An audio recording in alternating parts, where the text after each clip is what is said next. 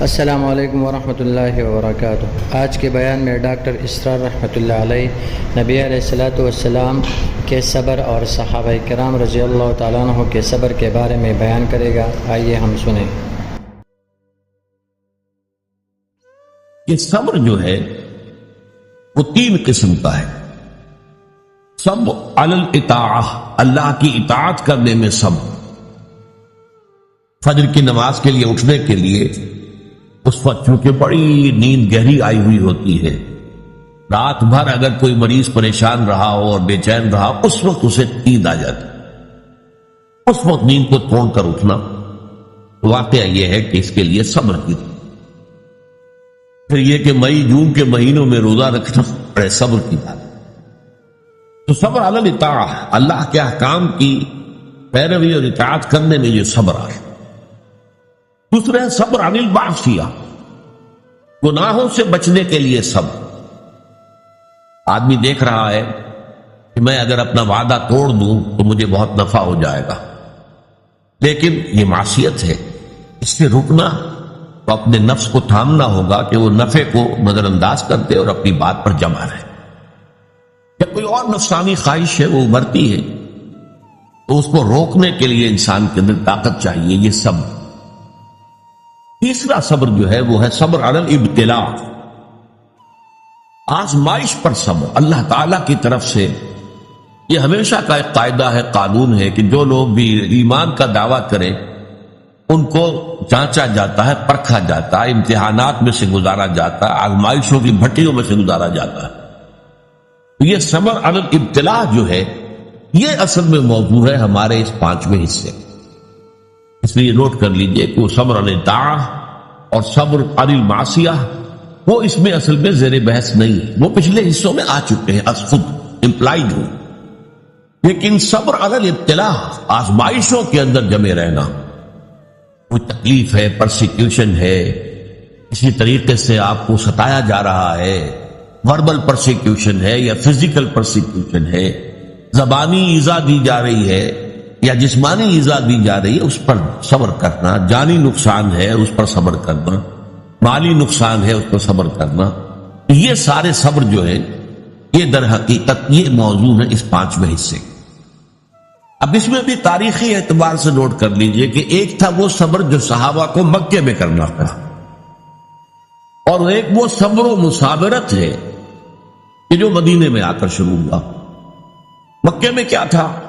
یک طرفہ صبر تھا، جو تمہیں ستایا جائے، تکلیف دی جائے، جھیلو، برداشت کرو، کھڑے رہو، پیچھے بھی نہیں ہٹنا لیکن جوابی کارروائی بھی نہیں کرنا۔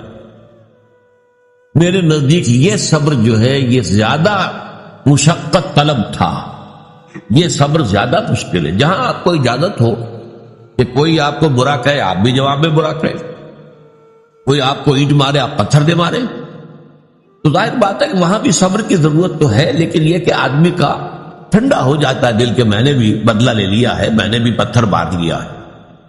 لیکن مکہ مکرمہ میں حکم یہ تھا کہ بس جھیلو اور کوئی جوابی کارروائی نہیں۔ یہ جو صبر تھا یہ بڑا کڑا صبر تھا، بڑا سخت صبر، اور اسی اعتبار سے میں نے جیسا کہ آپ کو بتایا تھا کہ فزیکل پرسیکیوشن جو شروع ہوئی ہے وہ 4تھے سال سے شروع ہوئی ہے آغاز وحی کے بعد۔ اس سے پہلے صرف وربل پرسیکیوشن تھی، اور وہ بھی داعی یعنی حضور کی ذات پر مرکوز تھی۔ پاگل ہو گئے، دماغ خراب ہو گیا ہے، سحر زدہ ہے، کوئی جن آسیب ان کے اوپر آ گیا ہے، شاعر ہے، ساحر ہے۔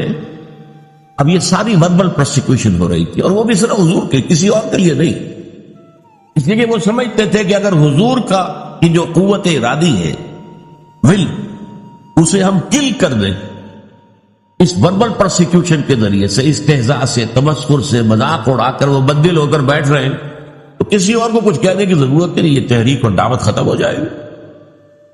پہلے 3 سال پرسیکیوشن صرف وربل تھی، اور وہ بھی focused on the person of the prophet Muhammad صلی اللہ علیہ وسلم۔ 4تھے سال سے جب انہوں نے دیکھا کہ یہ تو نہ نبی کے حوصلے میں اور عزم میں کوئی کمی آئی، اور نہ یہ دعوت جو ہے رکی ہے، بلکہ دعوت تو پھیل رہی ہے، خاص طور پر ہمارے نوجوانوں میں، جو ہمارے مستقبل، ہمارے چشم و چراغ ہیں، وہ ان کے گر جمع ہو رہے ہیں، اور ہمارے غلام جو اب تک تو ثابت تھے اپنی قسمت پر کہ ٹھیک ہے ہماری قسمت تھی، اب غلام بنا دیے گئے، لہذا جو آ رہا ہے جھیل رہے ہیں۔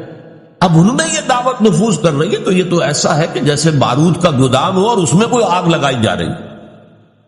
تب انہوں نے پھر فزیکل پرسیکیوشن کا آغاز، انہیں مارو، انہیں پیٹو، انہیں بھوکا رکھو، انہیں لوہے کی زنجیروں میں باندھ کر گھروں میں ڈال دو، فاقے دو، اور ان کو شدید ترین ایذائیں دو۔ یہ دور جب شروع ہوا ہے تو جیسا کہ میں نے عرض کیا، اس میں بڑے صبر کی آزمائش ہو، اور اس موضوع پر قرآن حکیم کا ضرب سلام سورہ عنکبوت ہے۔ سورہ عنکبوت کا پہلا رکوع آیات 13 ہیں، اگرچہ اس میں ایک آیت جو ہے الف لام میم حروف مقطعات کی ہے، باقی 12 آیات قرآن مجید میں صبر علی الابتلاء کا جامع ترین مقام، جامع ترین مقام، اس پر ہم نے پوری تفصیل سے گفتگو۔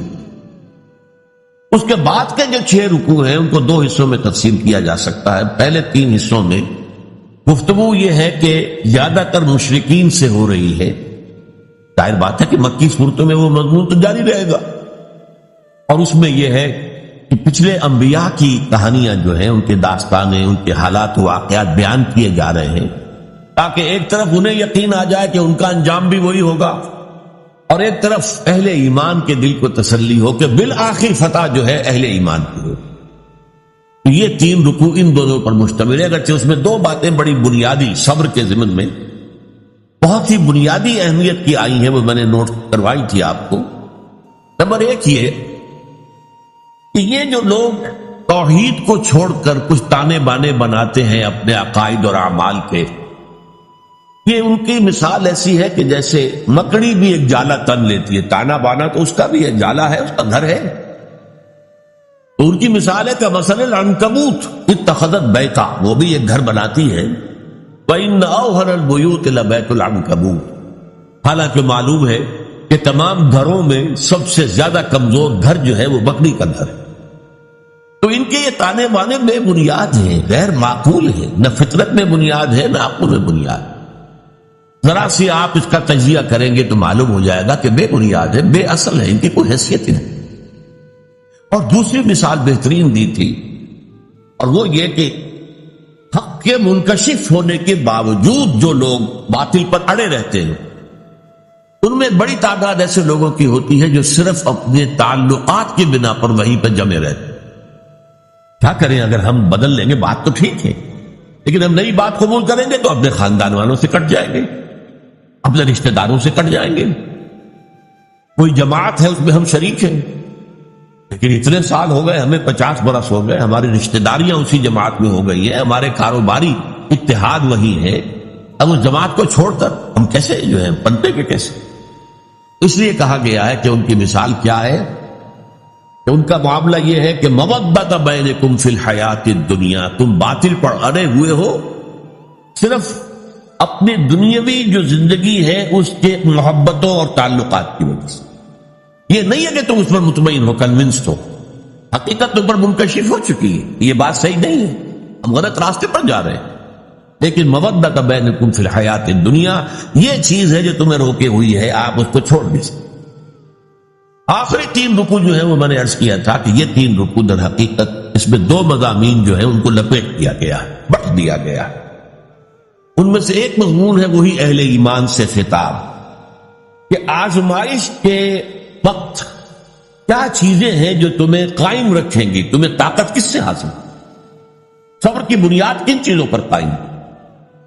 تو اس میں ہم نے دیکھا کہ 21ویں پارے کی جو پہلی آیات ہے نہایت جامع تھی، ذکر کی اہمیت، اتل ما اوحی الیک من الکتاب واقم الصلاۃ ان الصلاۃ تنہی عن الفحشاء والمنکر ولذکر اللہ اکبر۔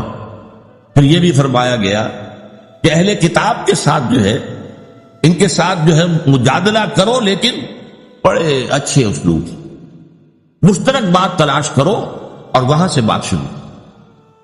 اس طرح کے ہدایات آ گئی۔ پھر یہ ہے کہ مشرکین سے بات شروع ہو گئی۔ اب جو یہ آخری حصہ ہے آیت نمبر 56 سے لے کر 69ویں آیت تک، اس میں بھی آپ دیکھیں گے پہلی 5 آیات نہایت اہم ہیں ان لوگوں سے خطاب کر کے جو ان مشکلات و مصائب کی بھٹیوں میں سے گزر رہے ہیں۔ ان میں سے بعض لوگ ایسے بھی تھے کہ جن کے صبر کا پیمانہ اب لبریز ہو رہا تھا، مزید ہمت اپنے اندر نہیں پاتے تھے اس پرسیکیوشن کو برداشت کرنے۔ ان کے لیے ایک راستہ کھول دیا گیا، اجازت دے دی گئی ہجرت۔ اگر تم ہمارے دین پر قائم نہیں رہ سکتے، اس جگہ پر اتنی سختی ہے، اتنا تشدد ہے، تو ٹھیک ہے تم ہجرت کر جاؤ، میری زمین بڑی وسیع ہے، بڑی کشادہ ہے، زمین سے نہ بندھے رہو۔ پروفیسر مرزا محمد منور صاحب ایک لفظ استعمال کیا کرتے تھے، میں اس کو انہی کے حوالے سے استعمال کر رہا ہوں، Islamic culture is not earth bound. اسلامی تہذیب اور ثقافت جو ہے وہ زمین سے جڑی ہوئی نہیں ہے۔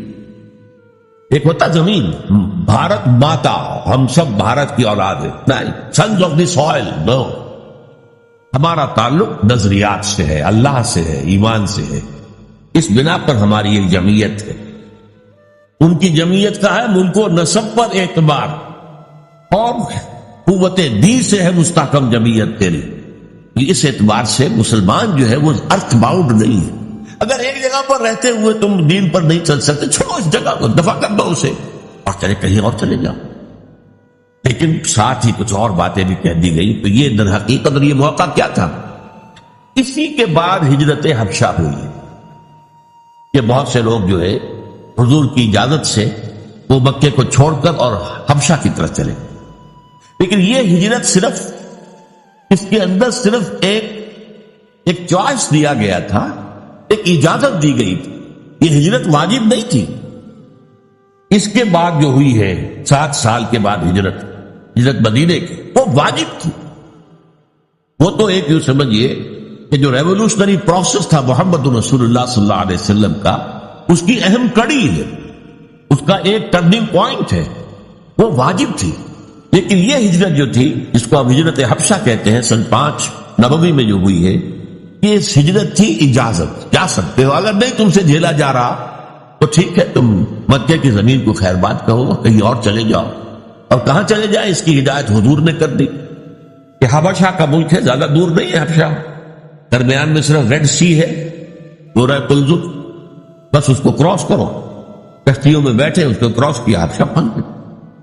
تو یہ ہجرت حبشہ کی طرف اشارہ ہو رہا ہے۔ تو ارشاد ہوا یا عبادی الذین آمنوا، یہی بڑا پیارا انداز، اے میرے وہ بندو جو ایمان لائے۔ ایک بات میں نے اس سے پہلے کئی مرتبہ کہی ہے آپ سے کہ قرآن مجید میں یا ایھا الذین آمنوا، یہ جو طرز خطاب ہے یہ صرف مکی صورتوں میں، مدنی میں نہیں ہے۔ جبکہ ایک امت کی شکل بن گئی تھی، تحویل قبلہ ہو گیا، معلوم ہوا کہ ایک نئی امت نئے مرکز کے گرد اب وجود میں آ گئی، لہذا وہاں یا ایھا الذین آمنوا، اور اس میں صرف صاحب ایمان نہیں، منافقین بھی شامل ہوتے۔ پورے قرآن میں کہیں منافقین کو نہیں کہا گیا یا ایھا الذین نافقوا، نہیں، وہ بھی اپنے ایمان کے مدعی تھے، انہیں ایک مسلمان سمجھا جاتا تھا، اس لیے یا ایھا الذین آمنوا میں دونوں کور ہوتا ہے۔ قرآن مجید میں مکی صورتوں میں یا ایھا الذین آمنوا کا لفظ صرف ایک صورت میں آیا ہے، اور وہ صورت ہے کہ جس کے بارے میں اختلاف ہے کہ وہ مکی ہے یا مدنی، وہ سورہ حج ہے۔ اس کے بارے میں یہ رائے بھی ہے کہ وہ مکی ہے، اور یہ رائے بھی ہے کہ مدنی، اور اس کی بعض آیات جو ہے جن سے محسوس ہوتا ہے کہ وہ مدنی ہے، وہ اصل میں میرے نزدیک برزخی آیات ہیں، نہ مکی نہ مدنی، یعنی حضور کے سفر ہجرت کے دوران نازل۔ مکہ آپ چھوڑ چکے، مدینہ ابھی پہنچے نہیں، دوران میں سفر جو آیات نازل ہوئی اس کو میں برزخی کہہ رہا ہوں۔ تو دنیا اور آخرت کی زندگی کے درمیان ایک مرحلہ ہے برزخی، ایسے ہی یہ مکی اور مدنی کے درمیان۔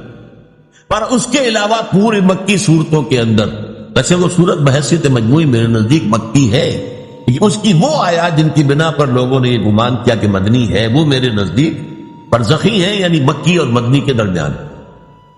باقی اگر مکی صورت میں خطاب ہوتا ہے تو یا عبادی الذین آمنوا، یا عبادی الذین اسرفوا، اور یہ بڑا ہی محبت آمیز، اے میرے وہ بندو جو ایمان لائے۔ اب اس سے زیادہ التفات اور عنایت اور توجہ، اپنائیت جسے کہ اے میرے وہ بندو، اسی کی ایک مثال آپ کو ملتی ہے سورہ زمر میں، قل یا عبادی الذین اسرفوا علی انفسہم لا تقنطوا من رحمت اللہ، اے نبی ان سے کہہ دیجیے اے میرے وہ بندو جنہوں نے اپنے اوپر ظلم کیا ہے، کوئی گناہ کمائے ہیں، کوئی معصیت کا ارتکاب کیا ہے، تو جان لو کہ تمہارا رب جو ہے وہ رحیم ہے، تواب ہے، وہ تو تمام گناہ معاف کر دے گا۔ لا تقنطوا، مایوس نہ ہو جائے گا اس کی رحمت سے۔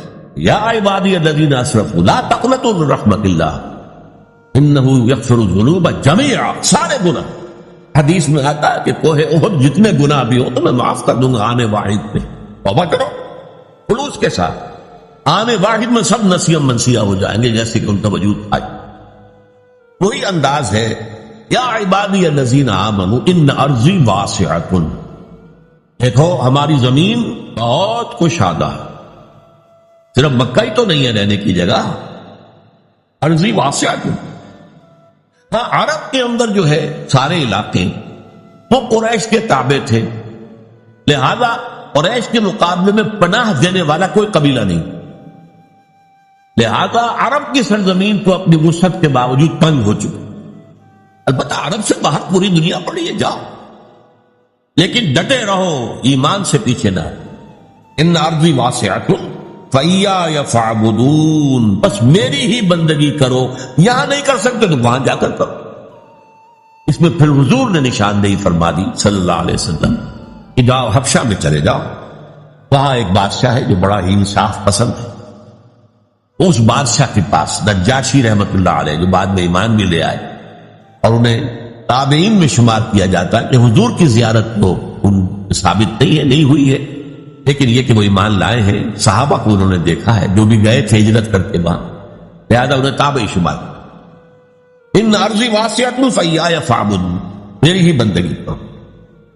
اسی سے ملتے جلتے اشعار ہیں حضرت علی رضی اللہ تعالی عنہ، بلاد اللہ واسعۃ فضاء، اللہ کی سرزمین جو ہے وہ بڑی وسیع ہے، بلاد اللہ واسعۃ فضاء، رزق اللہ فی الدنیا فصیح، اور اللہ کا رزق بھی دنیا میں بہت پھیلا ہوا ہے۔